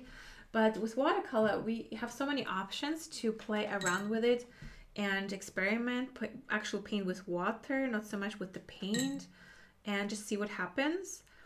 And yeah, just like giving you some more ideas and options to just play and just paint with water, like see the paper drying and then coming with some water on top and creating textures.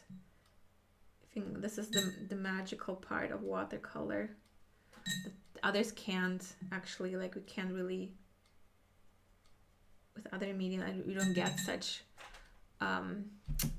such option, because paint just sits there oftentimes.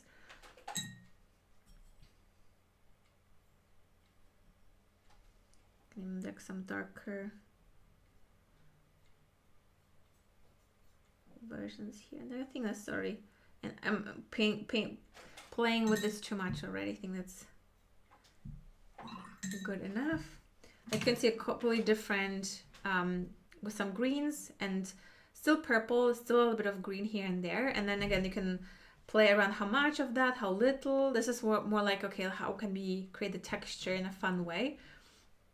And let me add another quick one here. You can add just the water again.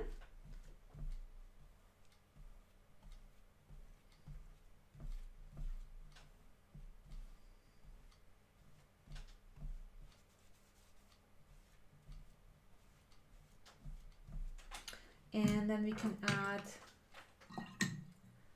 some like like something in between those two. Let me even grab this one.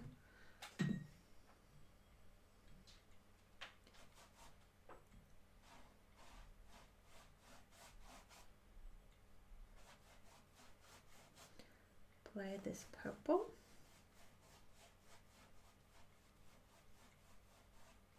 Now I just need to make sure I don't drop water into my drying paper, otherwise I'll get very hard blooms. Switch to a smaller brush, number 8. Oh great, I set that and dropped water. I think this area is pretty dry. That's fine. I'll reuse everything that I have here because I have a lot of these purples. I can just reuse all of that.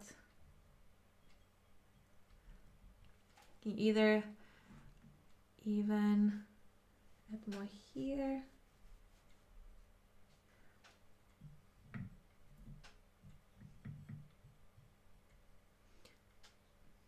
And maybe even like can introduce some of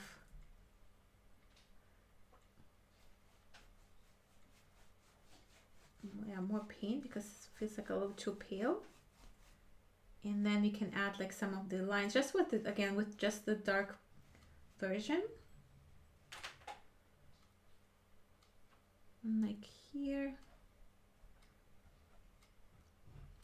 You can even introduce some of these browns that are earlier, like some burnt sienna, or maybe burnt amber works as well. I can also do that, but with more blue now and pink, just so it's a little bit more brown. Again, this is more like zoned in.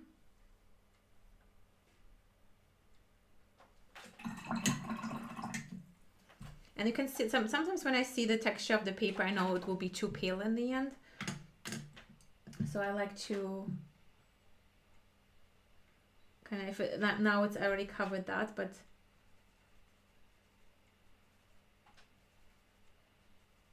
I like to make sure I don't see too much of the paper.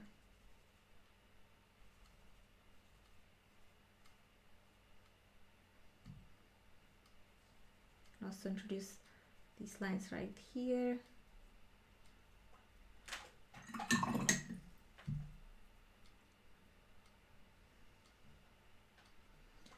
You can also add a little bit of green, just a little bit, like just here and there, just so there's some green shining through. But I would then add a little bit of water as it starts drying. Like again, this is just like like I'm not painting the whole painting or like the specific part like as a separate. Sometimes it's easy just to, I find, just to focus on the technique or the color mixing and like the looseness of the texture, like just painting with that, and then you can always like start with a smaller painting, like actual painting, a smaller version, and then from there you can always scale up and make it larger. So this, and I don't like how this ends into this corner. Usually I like to move it away from that. So I don't like how when there's a line that it goes right through the corner of the painting. So I moved it a little bit.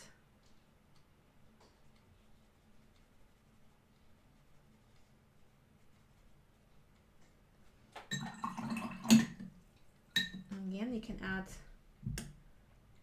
a little bit more pigment. I'm switching to a smaller brush so it doesn't hold too much water and paint. Maybe a little bit more the darker colors in between.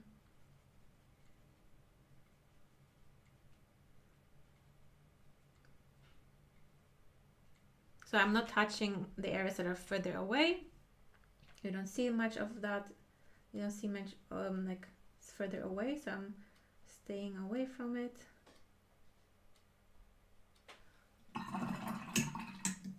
But I can also introduce some water.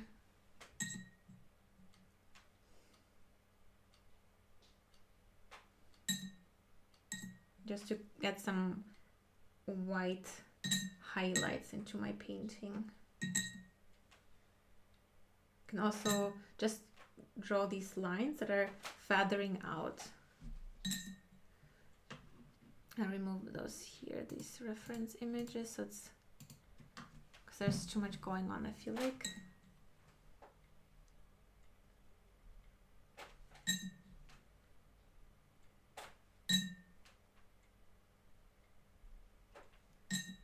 So just like the front part, I'm just adding the texture. I can also add some sprinkles on top. And just like you can see how we have like kind of like the base color, and then the water kind of lights it up, or like makes it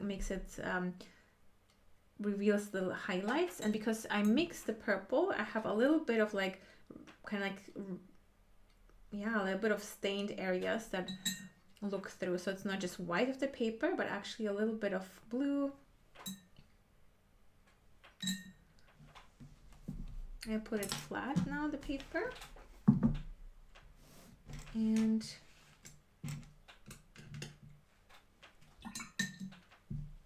kind of want to make sure, or not make sure, I want to kind of, maybe the water here creates some texture if it flows back.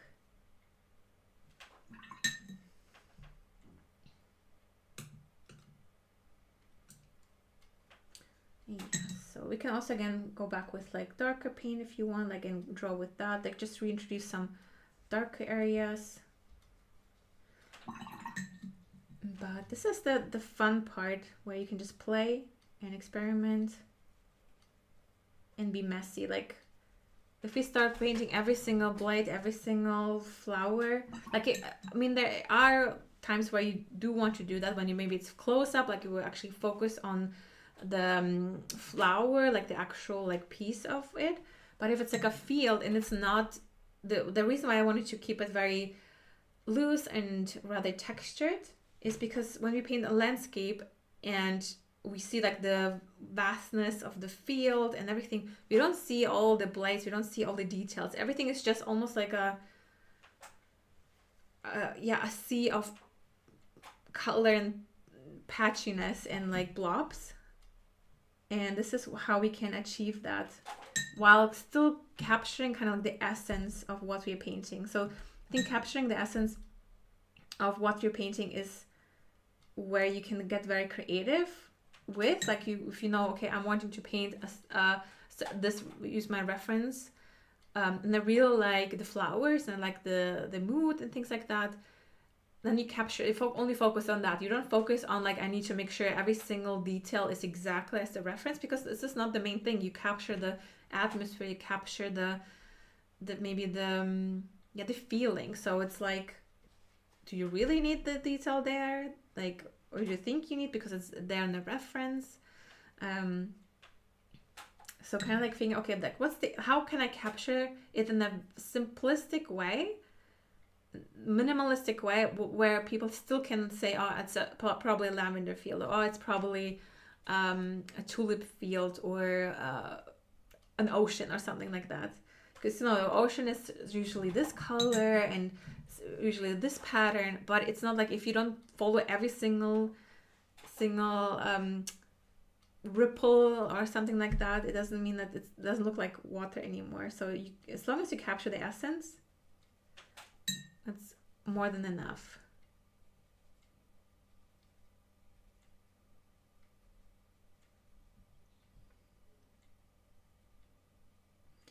Be some more dark in between here.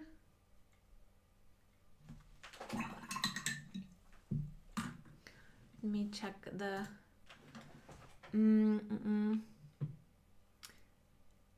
Julie says, that's just crazy how it all comes together so pretty. Thank you. Sharon says, it's amazing, I love it. I would love to have a lesson about skies like these in the pictures, complex skies and clouds. Yeah, like it's yeah, there's so many things that you can always explore in watercolor.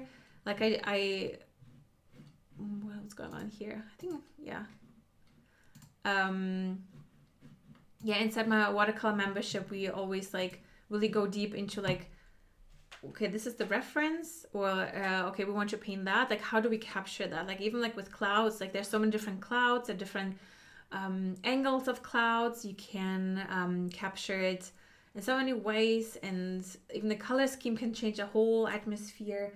And yeah, like that's why on YouTube it's kind of hard. Like even like now this streams are pretty long, and you can see how we just covered like some elements, and I would love to capture everything, but we will sit here for hours. That's why inside the membership with Teal, I'll break things down into like smaller lessons where you can dive deep into some like certain elements.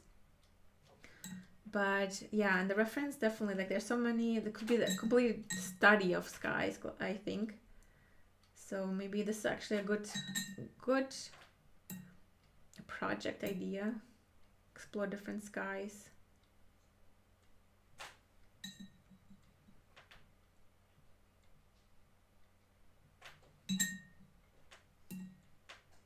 Just adding a little, I think like the bottom part is usually like in the shadow, so I don't want to add too much of the lightness there.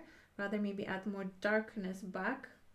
Some leftover pigments that I have, or maybe mix some more.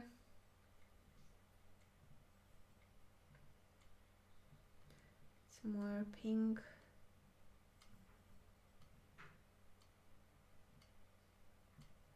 Just some, so with also some shadows actually, not just highlights.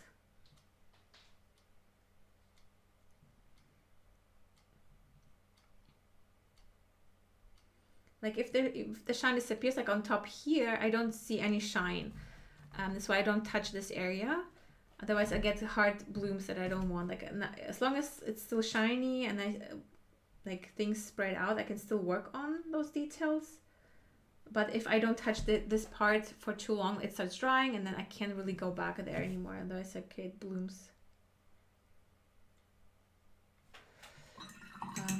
Yeah, so you can see how different they are and how crazy certain areas look. Like I like this is kind of like, yeah, more abstract, more loose, and like even the colors, I think as long as you capture the colors, like you might, oh, maybe it's probably a lavender field.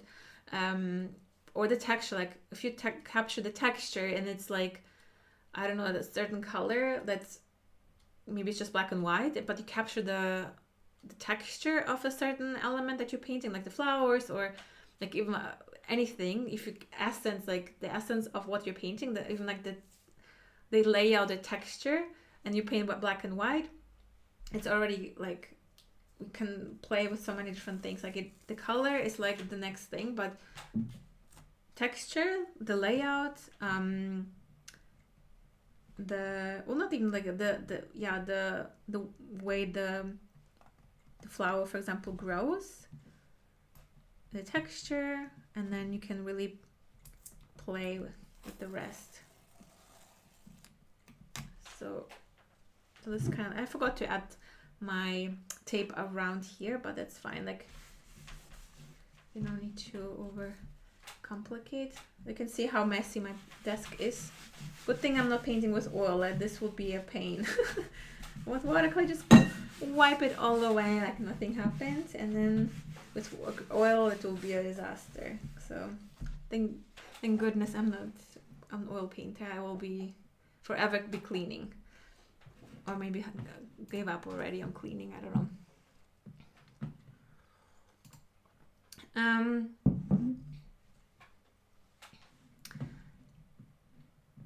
Yeah, so let me, for some reason my stream here kind of froze, so I have no idea if it still works, but the chat works, so I guess you're still here, so that's good. Yeah, so this is, I can't really do much. Like you can always go back and add like opaque paint on top, sprinkle more on top, so you can really play around. So let me see, this is how it looks. Like you can see some areas are still drying, and it's a little, because it's a webcam, like it's lower quality, but you can see the texture more, and yeah, it's just like you can see it's more vibrant because it's not the webcam.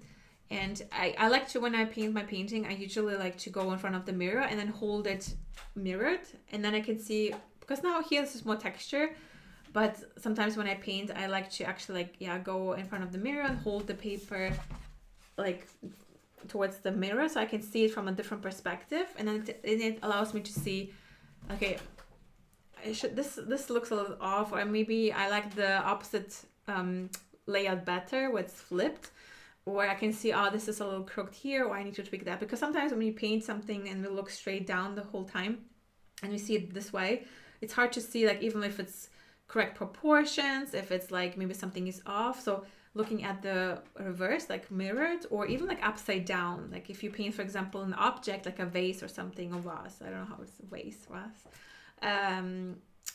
sometimes, or something that's where you want to capture the actual shape and make sure it's even, flipping it upside down, you'll notice where the lines might be off. Like, yeah, I don't know, our brain is very interesting. So flipping it upside down, we'll actually see it better. And the painting itself as well, like where can you change something, or is it that we flip it as a whole? And yeah, there's so many fun ways. Like there's, if you joined the challenge, if you joined the live stream and you said like watercolor has been a challenge, like I know in the beginning you were sharing that it's been a struggle and still learning, it's a struggle. Like it's one thing, it's like the mindset, like approaching every painting, every piece of paper as opportunity, as a way to play and experiment and just like having fun and seeing what happens. And at the same time is also all about knowing how to use watercolor the right way, because when you know like, okay, I shouldn't touch this paper during this drying stage because I will get this and that, you already know, okay, I should make sure I avoid doing that, or I need to make sure I use these colors because otherwise if I don't do that I get muddiness. And this doesn't come from like being born into being an artist and somehow you know it. It's really just learning it, and then you have the tools to express yourself fully, because then you not only know how watercolor works, how much water, how little water, what's the drying stage, in which order and things like that, but you also have the stability, the foundation where you then can play. Like for even like now with these projects, I didn't have I didn't create draft paintings that I usually do for like painting parties that I do in my membership. I was like, okay, let's do it in real time. I painted a lavender field painting last year, I believe, in my membership, but it's and this is the reference that we used. But here I haven't painted these particular projects, like these mini texture studies. So for me it was like, okay, let's see, how would I paint that? Okay, which colors, how would I mix them? And kind of like just use what I know and not what I used before, and knowing, okay, this is our colors, I need to make sure I use those colors, not these colors. When do I use water and when I shouldn't use the water. It just allows you to play, and it's not a struggle, because a struggle and challenge is where you like, you don't have no idea what you're doing or what's going on and what's happening and why. So learning the why behind what you're doing is so important, because I know with tutorials in general, when you just follow along, everyone has already done the decisions for you, that you just follow along. But then when you try to paint something on your own, or just try to just maybe follow, and you just, okay, but it's like you don't know like why are they doing this, like they maybe explain what to do and when, like now we apply this color and then we mix this color and then we apply that and then you blend it here and then we add that, but like why are you doing this, like why not something else, and like what's going on. Like this is why I'm so passionate about teaching, not just like follow along and have fun following along, or demonstrating if I can paint or not, like or just like, here, look amazing how I can paint. It's more about, I want to show you that everyone can learn it, and you just need the right skills, the right guidance, the right attitude, the right mindset, the right tools, and all of the things that I also will talk about in the challenge. So make sure to join the priority list so I can message you about it when it's happening next month. So the registrations are not open now. It's just like it's just a notification list basically, so you know exactly when it's happening, and if you're on the list, then you're the first to know. And this is where we really go back and go really into the foundations, like, okay, let's forget everything that we know, let's start fresh. Like even if you don't have any experience with art, with anything, it's actually a good thing, because you don't bring bad habits, or like not bad habits, but the wrong habits into the watercolor painting. Because if you, for example, started with acrylic or oil or something like that, you have to unlearn a lot of things. If you're fresh to watercolor, you can learn it immediately the right way, and it's not a struggle anymore. So I hope a lot of you are going to join me, and we also will paint something at the end, and it's pre-recorded, and don't worry, it's not 2 hours long each video. It's 20 to 30 minutes, maybe 10 to 20 minutes, depending on the video. So live stream, I'm just like, I end up talking to not too long, but a lot of hours. If you know, it's when I start talking about the color mixing and painting, I could spend here hours. But I really hope you enjoyed the session. And Julie says, love this lesson. Thank you thank you so much. Good to process. Yes, I know it's a lot of things, but I hope you get like at least my goal is not just for you to, after like 5 episodes, be the master in watercolor and understand everything. My goal was to really, or is to remove any like fear or any sort of like doubt that you couldn't, like, even if something's a little bit like new or maybe unclear, but that even like the understanding that you can learn it, that it's just a matter of knowing what you're doing, why you're doing it, and understanding how watercolor works. You can master it. I wouldn't say master it like in a few weeks or something. It's I don't think everyone can say they actually mastered it, because you always evolve. You learn something new every time, but you at least can learn like what to pay attention to, what to look for, what to practice, so you don't like do the same thing, maybe wrong, and hope that eventually it will be better. You actually make progress because you focus on the right things. Sharon says, my problem is knowing when to leave the page for drying always. Yeah, like as soon as you don't see any shine, I would just let it go. Like, as long as there's shine, like there's water on the paper, you can still play with it. But as soon as that's drying, then rather not touch it. Celia says, do you often make a pencil sketch before applying paint? It depends. Like if it's like a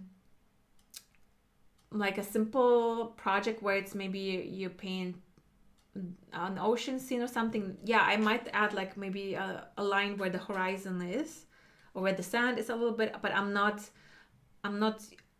painting often like where I'm gonna have a whole outline where I do use outlines for when it's like, okay, this is I have a building in the back, I have these trees here, I also have these elements here. Then I do have like some light sketches, so I know, okay, where everything is. This is why in the last episode we talked about the composition and where we place the horizon line. Is it here, is it there, where's the building, here or there? So we actually know what we're painting, because if it's just a blank piece of paper, then it feels like, okay, it can feel like a little, like you can feel lost, because it's this white paper and oh gosh, where I put the paint now. So having a little bit of like, okay, this is the horizon line, okay, this is what I know, at least I know where the sky goes, okay, this is how much space I give it. On the bottom I have my water or field or something like that. Okay, maybe I should add a tree, maybe I think here, maybe let's scribble a little bit of like a light line, just so I don't forget. And then you can like, from there it depends on how detailed you want to paint. Like if it's a whole study or you paint buildings or something like that, having some outline really helps. But usually just a rough guide, this is more guidelines, like, okay, this is where I'm aiming to paint, and then you can always like tweak.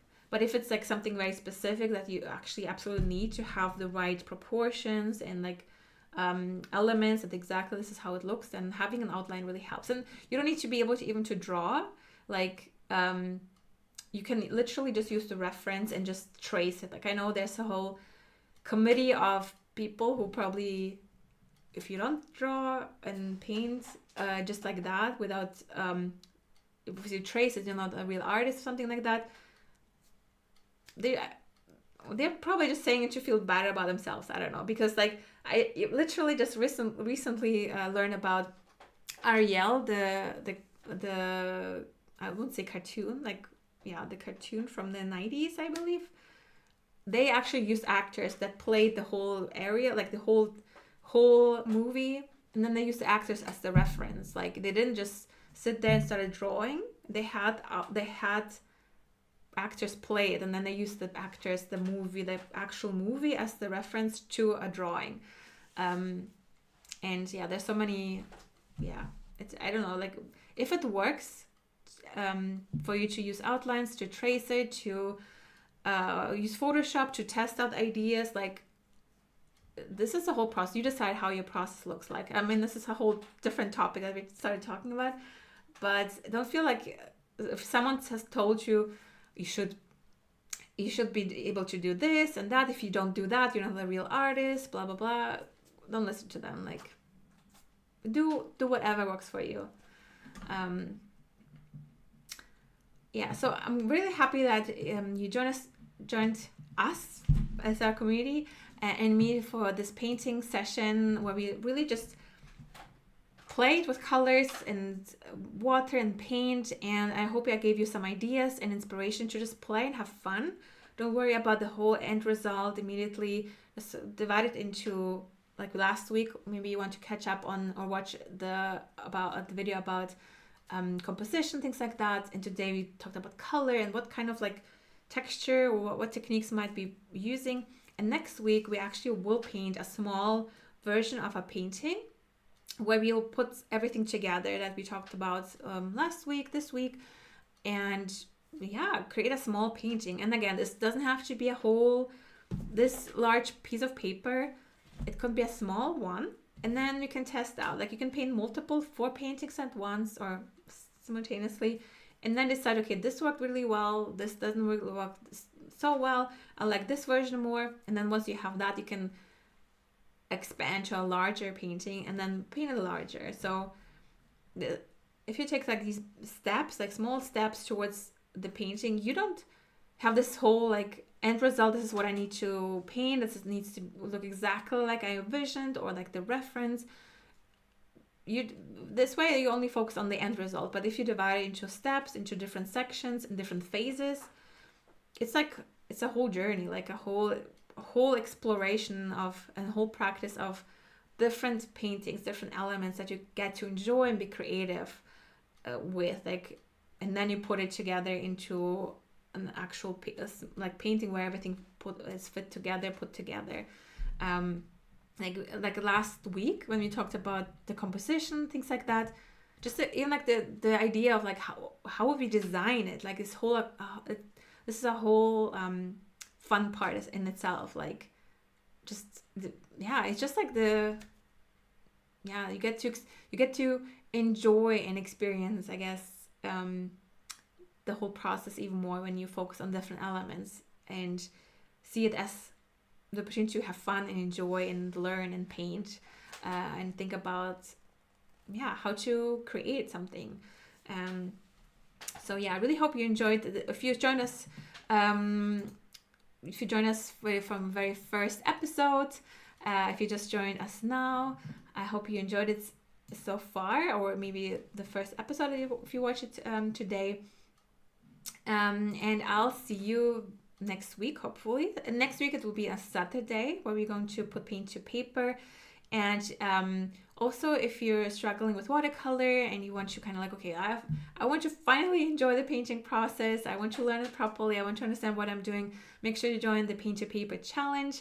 The link is in the description box below. It's happening next month. So the day one is May 19th, I believe. But you can already join the notification list so I can notify you about it. Also, we'll notify about future live streams or lessons and things like that. So I hope I see you very soon. Have a wonderful rest of your day, morning, evening, afternoon, and I'll see you next week.